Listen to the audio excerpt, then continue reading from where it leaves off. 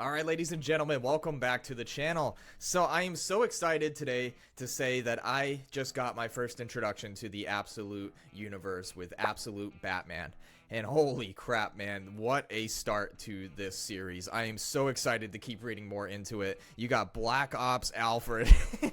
You got working class citizen Bruce Wayne.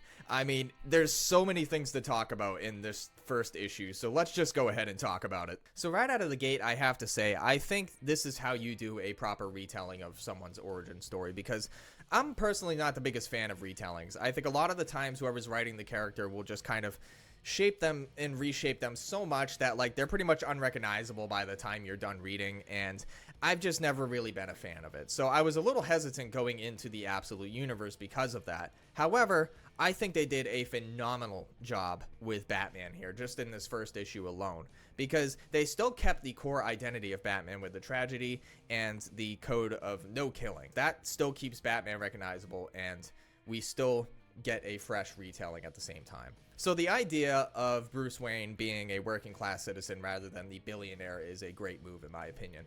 Not that Bruce Wayne was never relatable because he had money, but obviously when you put the character on the street level and he has to build everything himself, earn everything himself, 95% of us can relate to that type of character. And that's why we love characters like Spider-Man or Daredevil, for instance. They're not having everything handed to them, you know, they're not buying the bank. So we don't get the white pearls in the alleyway and all that stuff. We get the fresh new take on the tragedy of Bruce Wayne. He is a kid at school. His dad takes him in a class to a field trip to the Gotham Zoo. And while at the Gotham Zoo, a mass shooting happens and ends up killing his dad tragically. His mom is still alive though, and that is awesome. I can't wait to see what they do with that. Now, Alfred, let's talk about that. Holy crap, Black Ops Alfred. Who saw that coming? I didn't. And if you did, you're full of crap.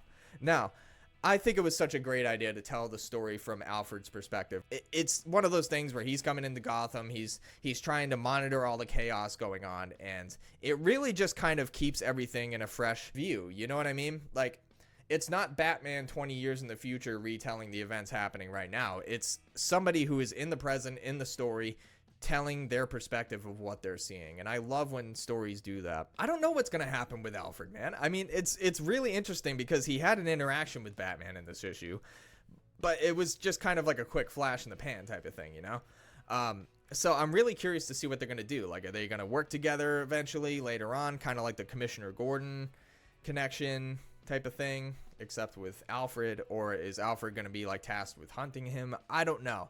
That's going to be really interesting to see though, and I can't wait. I got to give so much credit to the art style here, man, because it's just like it's so metal. It's the only way I could describe it. Like, he is just an absolute brute, man. He's got the cape, like he can grab people with it, slam them into the ground, he can fly. Don't even get me started on the massive bat symbol that turns into a freaking axe. That is like, if that's not metal, I don't know what is.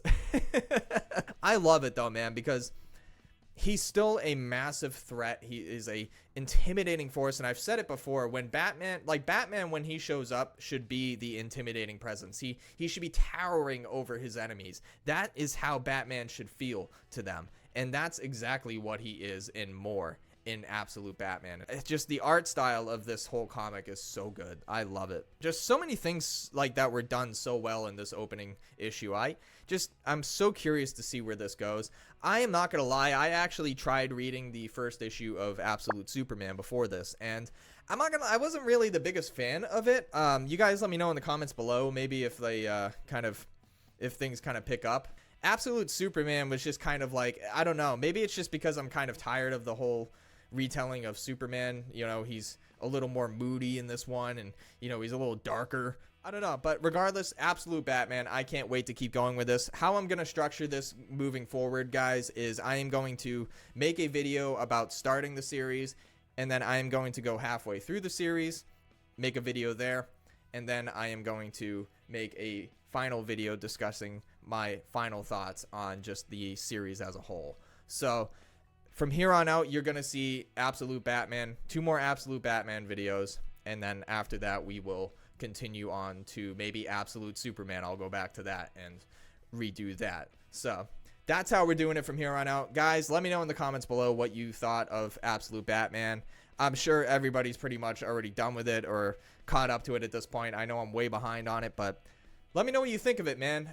Obviously, no spoilers, and I will see you in the next video. See ya.